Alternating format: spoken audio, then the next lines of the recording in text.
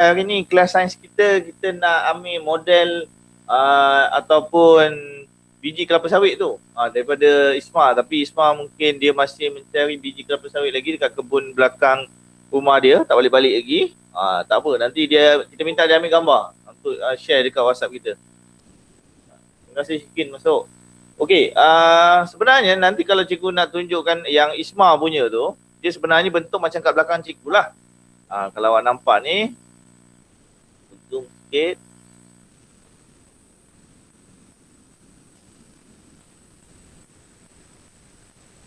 Okey, ni adalah biji kelapa sawit. Kalau satu yang masih atas pokok lagi, dia duduk dalam satu tandan besar. Yang kalau kita tengok dalam video tu, orang-orang kebun ni, biasanya orang endon lah kan. Dia akan ada satu batang besi tu, dicocok, lepas tu dia letak atas bahu dia, dia angkat, bawa masuk dalam lori. Itu satu tandan. Itu kita panggil satu tandan. Untuk yang ini kita panggil satu biji. Satu biji kelapa sawit. So dalam satu biji kelapa sawit ni, kalau kita belah dia, kita tengok bentuk dalaman dia. Kita jumpa bentuk dalaman sawit macam ni lah, yang ada dekat belakang cikgu ni. Terima kasih Fatah, baru masuk Fatah. Okey, kat belakang cikgu ni gambar sebiji kelapa sawit. Kalau awak tengok betul-betul, diameter ataupun luas kawasan mana yang paling besar. Okey, volunteer. Cuba awak tengok, perhatikan gambar dekat belakang cikgu. Luas kawasan mana yang paling besar? Ada 3 label dekat situ. Sabut, tempurung dan juga isi dia. Ataupun kita panggil kernel. Antara ketiga-tiga ni, yang mana dia punya luas sabut paling besar? Apa dia, Fairuz? Apa dia? Sabut. Sabut betul, sabut. Dia mempunyai luas permukaan yang lebih besar. Isi padu dia pun lebih besar. Jadi dekat sini kita boleh simpulkan sabut ni lah struktur pada biji kelapa sawit yang mengandungi kuantiti lemak paling banyak. Mengandungi kuantiti lemak paling banyak. Dekat sabut ni lah. So kalau kita sebagai ahli usahawan minyak kelapa sawit, kita nak perah minyak, kita mesti perah sabut dia. Sebab dekat situlah paling banyak kuantiti minyak. Tetapi bayangkan, kalau saya lah pengusaha, usahawan yang mahukan kualiti pada produk saya. Saya nak minyak saya tu paling berkualiti sebab saya nak hasilkan makanan yang berkualiti. Saya tak kisah banyak ke sikit, saya tak kisah. Tapi yang paling penting, minyak berkualiti. Agak-agak awak semua, yang bahagian mana mempunyai minyak berkualiti, paling berkualiti? Putih. Apa dia? Baik? Putih. Warna putih warna putih. Warna putih apa nama dia tu, Abdul Fattah? Warna putih.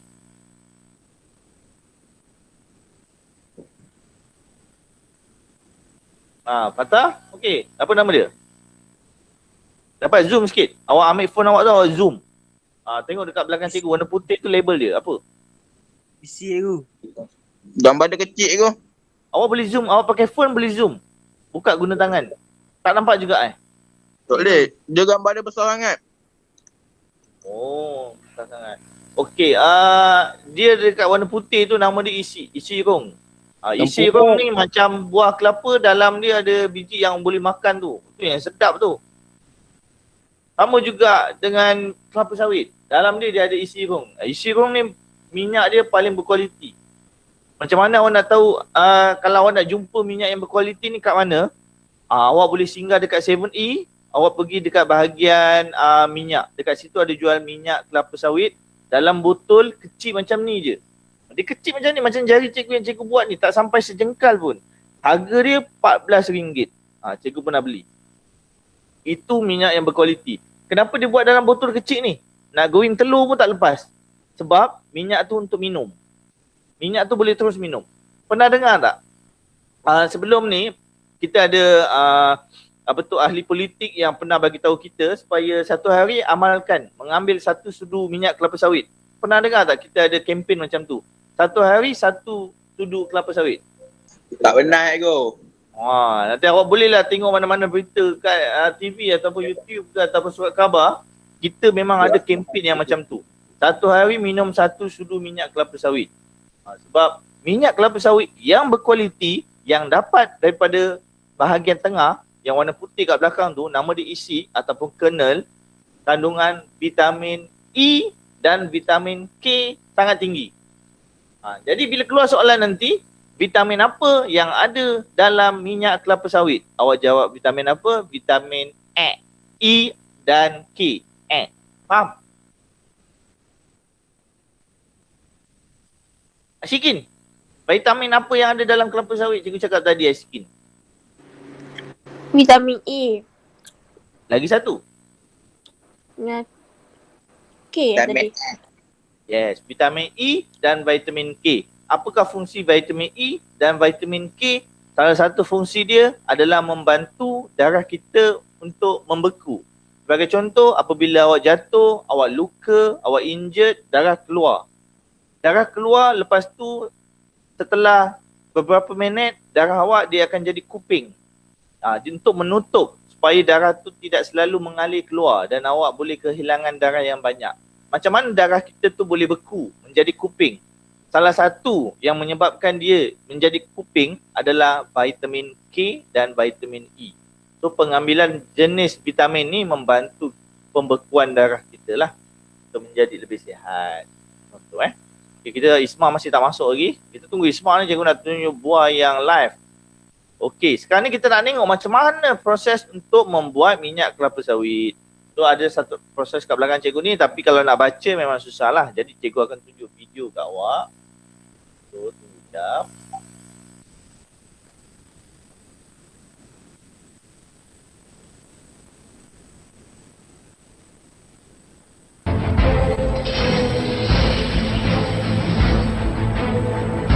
Okay, dapat dengar sound kan?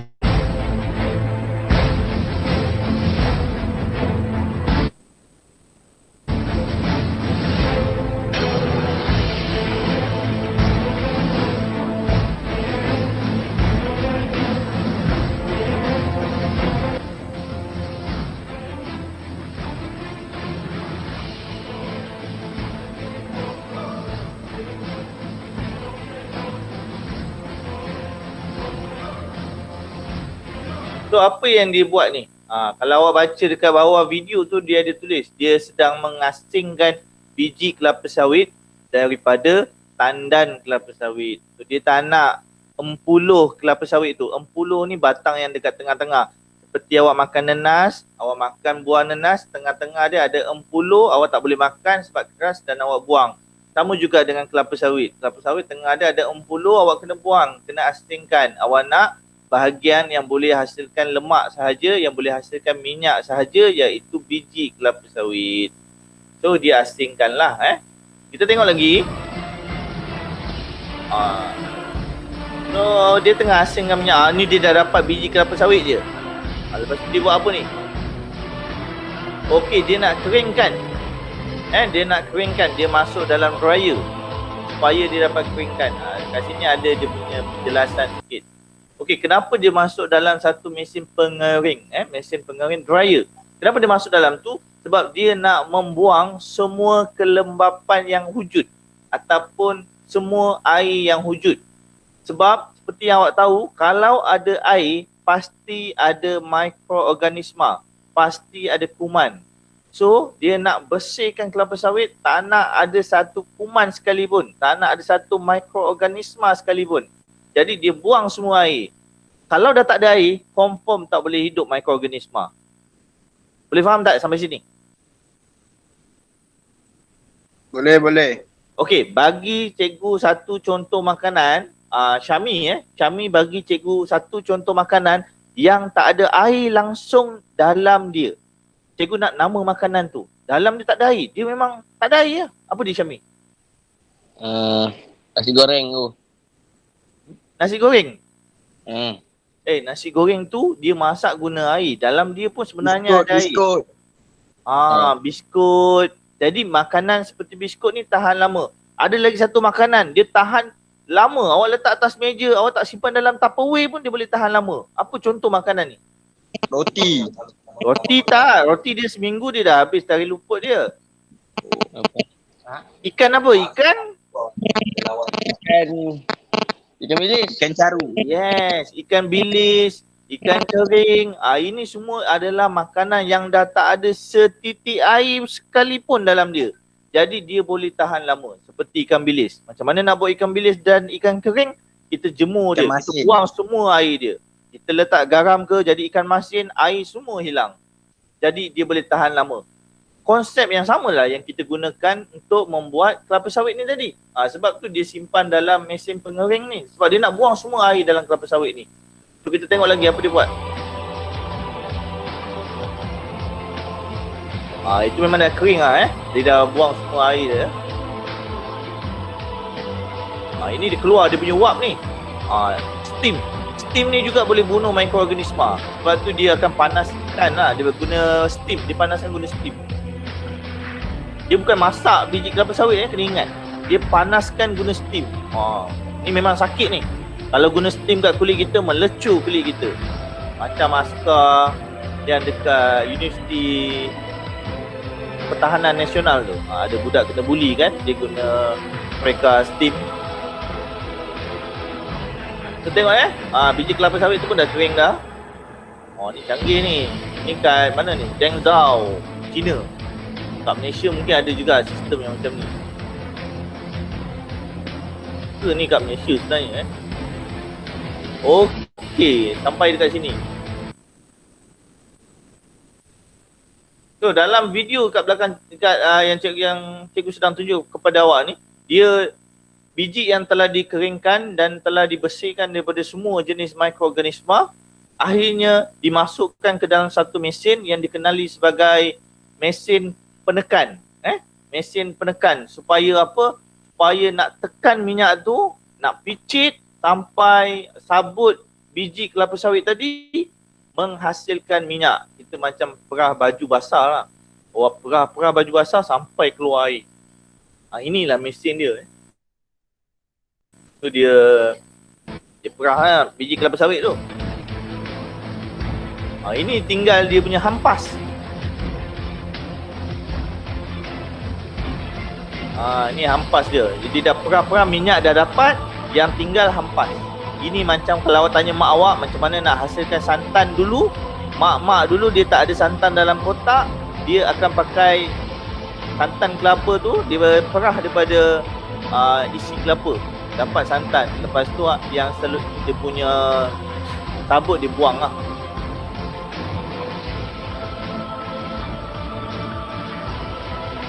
Okey, yang itu semua hampas biji-biji yang dah tak boleh nak diperah lagi akan dibuang lah. Dan minyak akan terhasil dekat sini.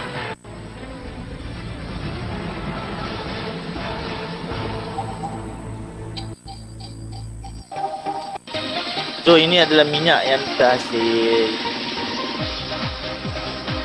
Ini adalah minyak dia. So kalau awak tengok dekat sini, inilah proses untuk menghasilkan minyak. So kalau awak tengok dalam video yang cikgu sedang pause ni, agak-agak minyak macam ni awak nak guna tak? Tengok pada warna dia.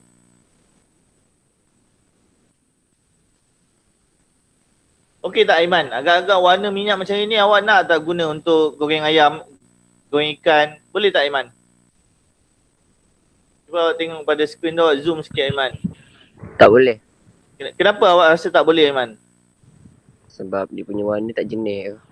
Betul, warna dia tak jernih, tak cantik. Agak-agak berbuih-buih macam ni. Bau dia macam mana Aiman?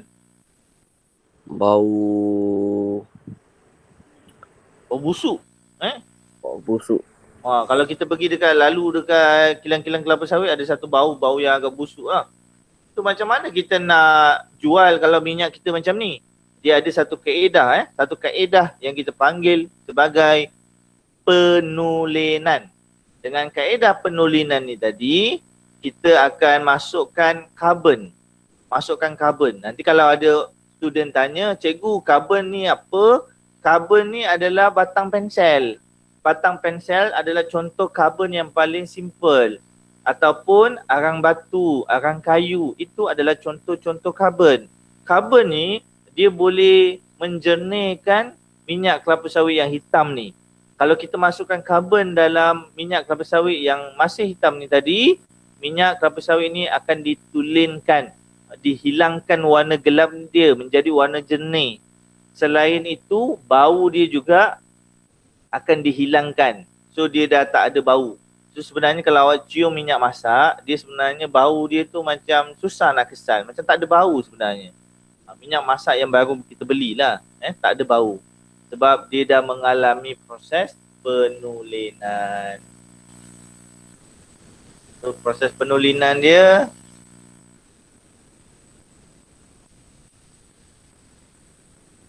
ada dekat sini, penulinan.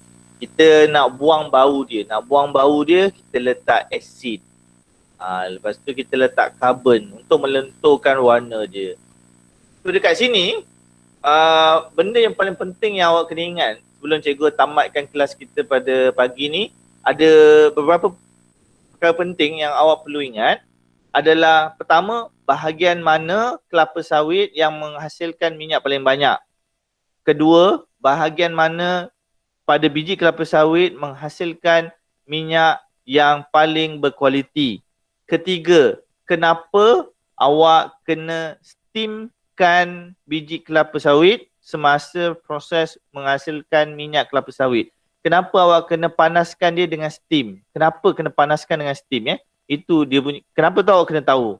Okey, yang keempat, kenapa awak kena tekan dan perah biji kelapa sawit? Kenapa? Nak buat apa perah biji kelapa sawit tu? Nak buat apa picit, tekan, sabut kelapa sawit? Dan yang kelima, yang terakhir, kenapa letak karbon dalam minyak kelapa sawit yang belum ditulinkan? Kenapa nak letak karbon? Okey. So far ada soalan tak? Tak ada cikgu. Tak ada Okey, sebelum cikgu tamatkan kelas pada pagi ni, cikgu akan selesaikan yang persoalan yang cikgu wujudkan tadi. Yang pertama, soalan cikgu tadi,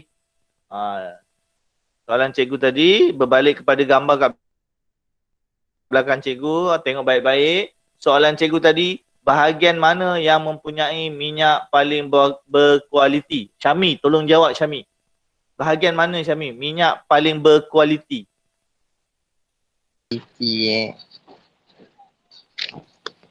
Kalau awak tak nampak nama dia, bagi warna dia pun tak kisah. Ni insirung go. Insirung. Warna apa? Warna putih. Bagus, warna putih. Mantap Syami. Mantap Pak Abu.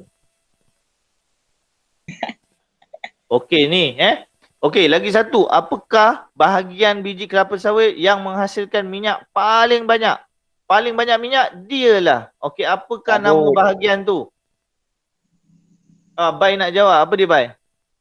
Sabut. Sabut. Bagus sekali. Sabut. Okey, soalan ketiga.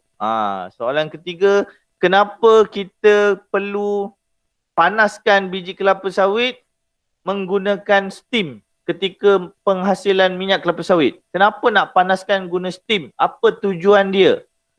Aiman. Aiman nak jawab. Aiman nak jawab. Betul, cikgu pun dapat tengok. Apa dia Aiman? Keluarkan minyak. Ya Aiman, kuat sikit Aiman. Bagi nak keluarkan minyak tu. Oh, bukan. Bukan macam tu Aiman. Untuk menghilangkan organik. Apa dia Bai?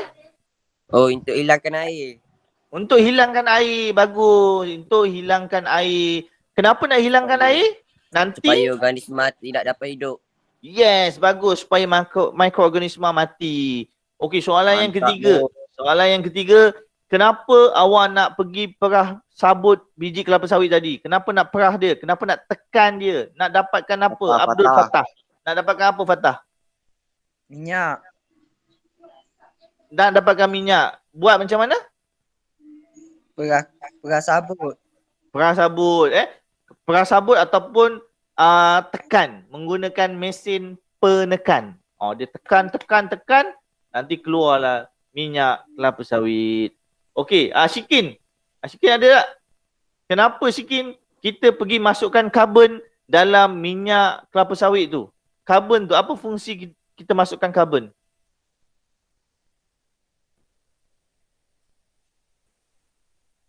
Joy. Syikin, masukkan karbon. Kenapa masukkan karbon dalam minyak kelapa sawit yang warna hitam tadi? Warna Bangun. hitam. Handphone Syikin tertinggal ke ni? Dia dah jawab. Apa dia Syikin? Nak jernihkan minyak tu. Bagus, supaya dia nak jernihkan minyak tersebut. Lagi satu soalan, kenapa Untuk kita menghilangkan letak bau. nak hilangkan bau tu, nak hilangkan bau busuk minyak kelapa sawit. Kita letak apa? Letak apa Syami? Tak asid. Bagus lah. Letak asid. Mantap lah mantap. Syami. Apa contoh asid yang awak tahu Syami?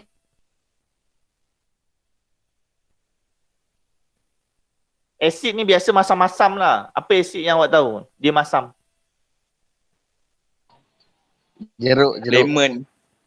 Lemon Tapi kalau asid yang nama macam kimia sikit, yang boleh jumpa dekat makmal sains adalah seperti asid etanoik, asid hidroklorik, asid sulfurik, banyak jugalah. Okey, ada apa-apa soalan yang terakhir tak sebelum kita tamatkan kelas? Aiman ada Cikgu, soalan? kalau mesin tu salah tekan cikgu macam mana cikgu? Apa dia Bai? Cikgu tak dengar tadi. Apa dia? Kalau mesin tu salah tekan macam mana cikgu? Mesin tu dia salah tekan. Kalau dia salah tekan, maksudnya Apa jadi cikgu? dia tertekan slow sangat. Bila dia tertekan slow sangat, maka minyak yang akan dihasilkan adalah sedikit lah. Jadi dekat sini, sebab tu kita kena ada engineer yang duduk dekat mesin tu. Itu tugas-tugas engineer. Engineer bukan tugas dia duduk dekat atas laut je. Jadi engineer tu akan jagalah kualiti mesin tu. Dia pastikan dia ditekan pada daya yang betul. Supaya minyak yang terhasil adalah bagus. Lagi ada soalan? Syami jadi engineer Syami. Engineer ni macam-macam dah sekarang ni. Awak tak semestinya jadi engineer duduk atas laut. Duduk atas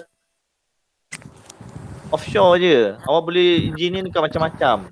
Kedai jam pun ada engineer. Aiman ada soalan Aiman? Kalau minyak jagung tu, dia perah macam mana tu? Proses dia. Proses dia hampir sama juga. Tetapi minyak jagung ni mungkin dia tidak menghasilkan warna yang sangat kotor macam minyak kelapa sawit. Sebab jagung ni dia tak warna hitam sangat macam kelapa sawit. Kelapa sawit ni biji dia pun dah warna hitam. Sebab tu bila kita perah dia jadi minyak warna hitam. Tapi minyak jagung ni dalam sebiji jagung awak dapat hasilkan mungkin 1 sudu minyak je. Jadi awak perlukan berapa jagung untuk menghasilkan 1 paket minyak? Sangat banyak. Jadi minyak jagung dia sangat-sangat mahal. Tapi dia baguslah. Dia baguslah, cuma dia sangat mahal. Kalau awak pergi dekat kedai cari minyak kelapa sawit, cari minyak jagung, dia lagi mahal daripada minyak kelapa sawit. Okey, cikgu bagi tahu apa kelebihan minyak kelapa sawit. Minyak kelapa sawit dia boleh tahan panas sehingga beratus darjah Celsius. Maksudnya kat sini, awak nak goreng ayam, sampai ayam tu hangus sekalipun, minyak kelapa sawit ni steady. Dia steady je, tak jadi apa pun, masih minyak lagi. Tapi kalau awak tak percaya, awak cuba goreng ayam guna minyak jagung. Awak cakap dengan mak awak, "Mak, boleh tak saya nak goreng ayam guna minyak jagung? Mak, boleh tak saya nak goreng ayam guna minyak zaitun?" Nanti mak awak cakap apa? Mak awak mesti tak bagi punya. Sebab dia tahu minyak zaitun, minyak jagung kalau goreng ayam, dia akan pecah. Dia akan jadi warna hitam. Sebab minyak daripada pokok ni dia tak tahan panas. Kelapa sawit je, minyak pokok yang tahan panas. Sebab itulah satu dunia ni kalau nak goreng memang dia guna minyak kelapa sawit. Kalau nak masak sayur je guna minyak zaitun. Sebab sayur tak payah panas sangat. So minyak zaitun, minyak jagung sesuai untuk buat kek dan juga sesuai untuk masak sayur. Itulah dia. Ada apa-apa soalan yang lain? Syami, Fatah, Ashikin ada soalan? Iman ada soalan lagi? Adik ya. Fatah? Ada soalan Fatah? Tak ada kot. Tak ada. Okey. Aiman ada soalan? Tak ada ke? Tak ada Okey, kalau semua Bai ada soalan lagi Bai? Tak ada kot, tak ada. Tak ada okey. Kalau awak tak faham apa-apa, boleh WhatsApp je dekat kita punya kelas WhatsApp tu dan nanti insya-Allah cikgu akan jawab. So lepas ni dekat hujung minggu ni cikgu akan bagi quizzes ke awak. So cikgu minta awak semua jawablah quiz cikgu tu. Okey, kalau tak ada apa-apa lagi sekian, terima kasihlah. Cikgu sudahi kelas pada pagi ini dengan wabillahi taufiq wal hidayah. Assalamualaikum. Waalaikumsalam. Take care. Bye-bye. Bye.